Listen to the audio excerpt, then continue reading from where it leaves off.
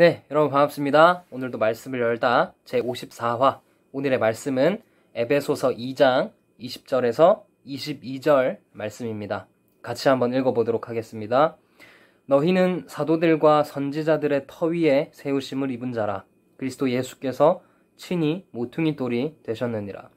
그의 안에서 건물마다 서로 연결하여 주 안에서 성전이 되어가고 너희도 성령 안에서 하나님이 거하실 처소가 되기 위하여 그리스도 예수 안에서 함께 지어져 가느니라. 아멘. 네, 여러분 우리가 저번 주에는 가족에 대해서 살펴봤습니다. 그렇죠? 자, 그런데 이 가족들이 모여서 사는 곳, 거기가 어딜까요? 거긴 바로 집이라고 합니다. 집.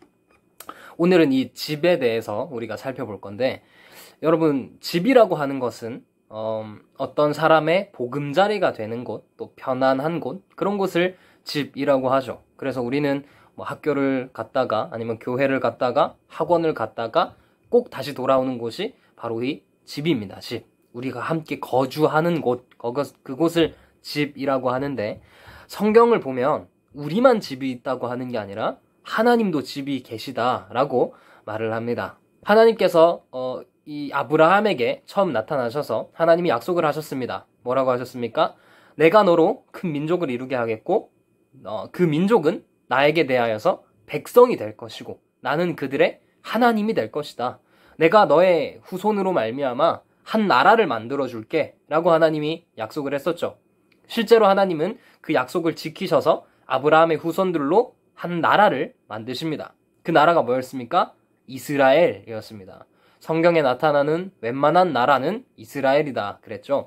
하나님이 이스라엘을 하나님께서 만드셨는데, 이 이스라엘이 여차저차해서 애굽이라는 나라에 종살이를 하게 됩니다. 애굽이라는 나라의 노예로서 이스라엘 백성들이 살게 돼요. 자, 그런데 하나님께서 모세라는 또 한 명의 인물을 하나님이 일으키셔서 이 애굽에서 하나님께서 이스라엘 백성들을 탈출을 시키십니다. 그게 출애굽기인데, 자, 어쨌든 이스라엘 백성들이 종살이를 하다가 하나님이 10가지 재앙을 이 애굽에 내리시고, 그렇게 해서 하나님이 이스라엘 백성들을 데리고 이렇게 나오시는데, 가나안이라는 곳까지 하나님께서 인도하십니다. 가나안이라는 땅이 이스라엘 백성들이 앞으로 살게 될 땅인데, 하나님께서 이 가나안 땅으로 하나님이 인도하실 때에 하나님께서 가장 처음으로 이스라엘을 인도하신 곳, 그 자리가 어디냐면 바로 시내산이라는 곳입니다.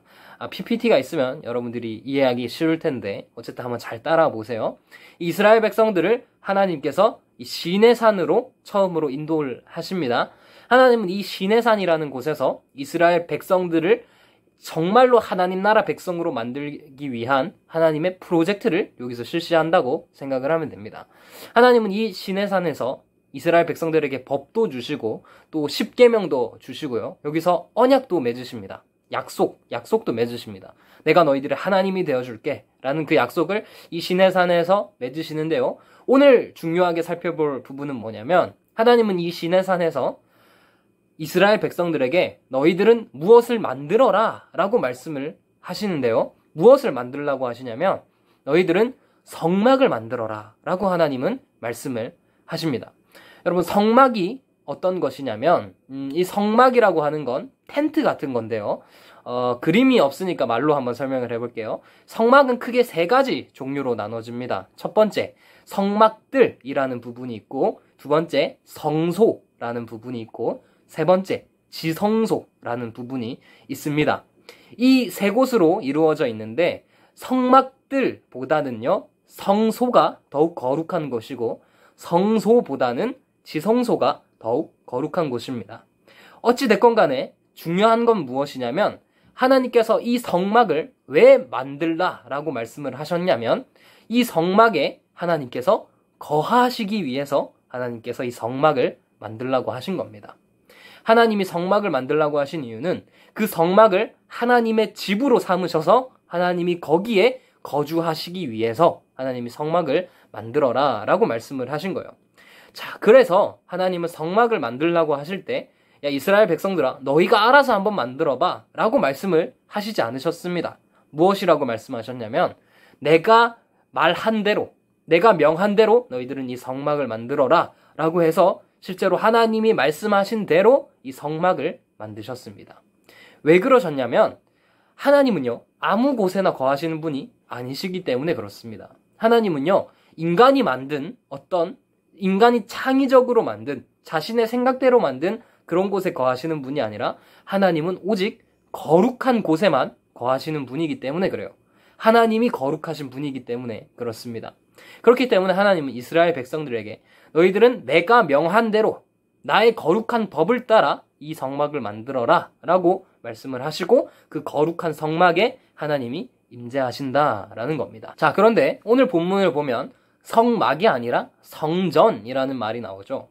어렵게 생각할 것 없습니다. 이 성막이라는 곳에서 더욱더 크게 짓고 또 화려하게 지은 것이 성전이라고 생각을 하면 돼요. 그래서 성막과 성전은 같은 개념인데, 자, 오늘 말씀을 보면 참 신기한 말이 나옵니다.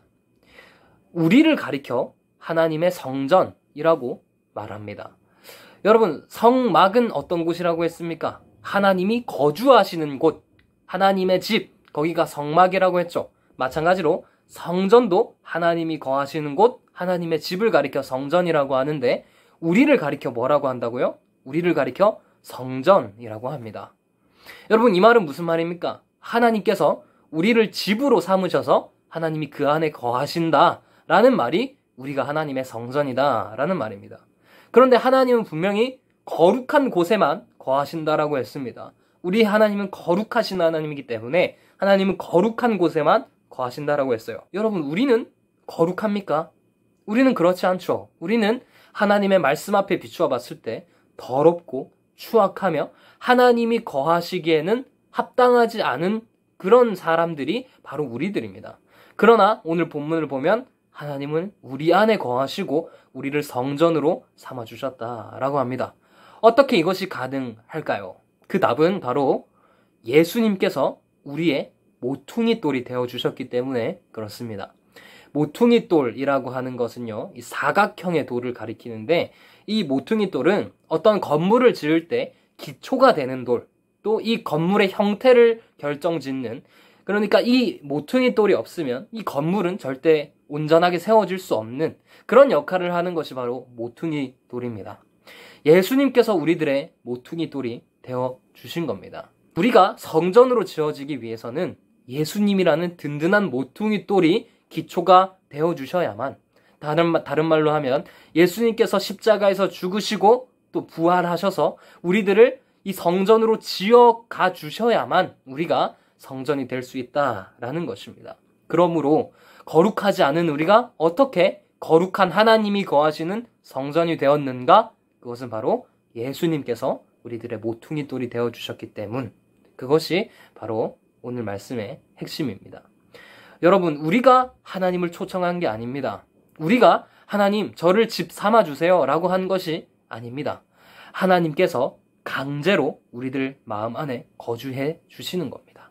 하나님이 강제로 우리들을 집으로 삼으셔서 우리를 거룩하게 만드시고 그 거룩한 하나님이 우리 안에 거해 주시는 것입니다. 그러므로 오늘도 또 이번 주도 우리가 하나님의 은혜를 기억하면서 하나님께서 우리를 집으로 삼아주신 은혜를 기억하면서 잘 보냈으면 좋겠습니다. 자, 오늘의 돌발 퀴즈는 예수님은 우리들의 어떤 돌이다 라고 말씀을 드렸습니다. 네 글자 땡땡땡땡, 예수님은 우리의 땡땡땡땡이다. 이것을 전도사님께 보내주시고 오늘은 2등, 3등, 4등에게 기프티콘을 보내주도록 할게요. 자, 이번 주도 수고했고요. 우리는 다음 주에 보도록 하겠습니다. 뿅!